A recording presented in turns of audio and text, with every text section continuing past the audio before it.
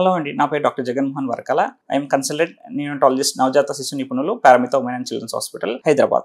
So మనం పుట్టినప్పుడు vaccine ఇస్తాం, 3 వ్యాక్సిన్స్ ఇస్తాం. అందులో కామన్ గా ఇచ్చేది మన లెఫ్ట్ హ్యాండ్ పైన ఇచ్చేది, ఇక్కడ ఇచ్చేది ఇస్ BCG, బ్యాసిలస్ కెలామిటిక్ యూరిన్ అనే BCG వ్యాక్సిన్ ఇక్కడ ఇస్తాము. ఆ వ్యాక్సిన్ ట్యూబర్క్లోసిస్ అనే రోగం మన ఇండియాలో ఒక మహమ్మారిలా నీరులా విస్తరించిన ట్యూబర్క్లోసిస్ అనే డిసీజ్ మన కామన్ గా ఉంది కాబట్టి అది అర్లీగా బేబీని సెన్సిటైజ్ చేయడానికి BCG అనే వ్యాక్సిన్ మన ఇండియాలో కామన్ గా పుట్టినప్పుడు ఎంత అర్లీ అయితే అంత అర్లీగా BCG వ్యాక్సిన్ ఇస్తాము. సో ఈ వ్యాక్సిన్ తో ఒక 1 month తర్వాత పిల్లలకి ఒక చీము పుండులాగా తయారయ్యి పగిలిపోయి మళ్ళీ ఒక మచ్చలాగా మారుతుంది.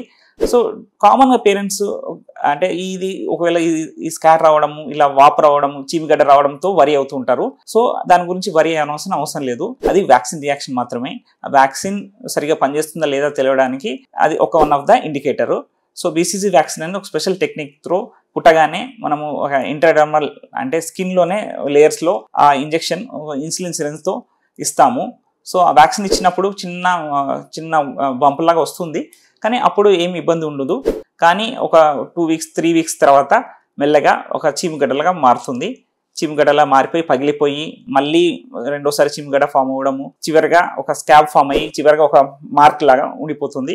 ఈ మార్క్ ఎంతగా ఉంటే అదొక BCG వ్యాక్సిన్ తీసుకున్నట్టు ఒక ఇండికేషన్ లాగా ఉంటుంది. మన పెద్దవాళ్ళకి ఎవరు చూసినా BCG స్కార్ అనేది ఉంటుంది. సో BCG స్కార్ ఉండడం అనేది వ్యాక్సిన్ పనిచేస్తుందని చెప్పడానికి ఒక ఇండికేటర్. సో BCG వ్యాక్సిన్ అనేది చాలా కామన్ గా తీసుకోవాలంటుంటారు.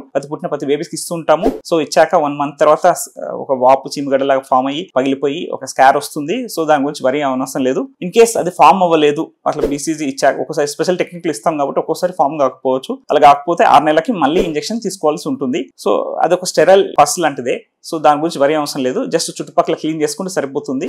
దానికి ఏమి యాంటీబయాటిక్ క్రీమ్స్ కానీ ఆయింట్మెంట్స్ కానీ పెట్టిన అవసరం లేదు. Thank you. If you like, please share it.